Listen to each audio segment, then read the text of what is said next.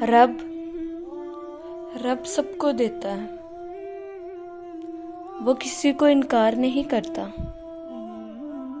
لیکن رب اس کے لیے خاص اہتمام کرتا ہے جس نے عمر بھر اپنے رب کے لیے اہتمام کیا ہو۔ دیکھیں کہ رب بہت شرم و حیا والا ہے۔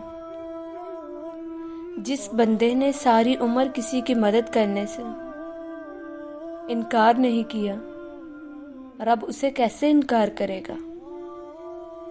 جس نے اللہ کی محبت کے لیے بندوں سے محبت کی، ان کے لیے آسانیاں پیدا کی،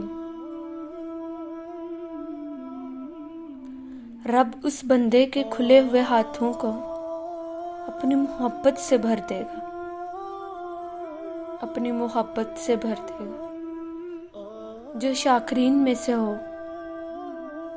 اور پھر ایسا بندہ اپنی ضرورت اپنے رب کو بتائے تو رب کہے کہ ایسا صابر و شاکر بندہ ہاتھ پھیلا کر بیٹھا ہے، اس کے ہاتھ گرنے سے پہلے اسے قبولیت سے نواز دیا جائے۔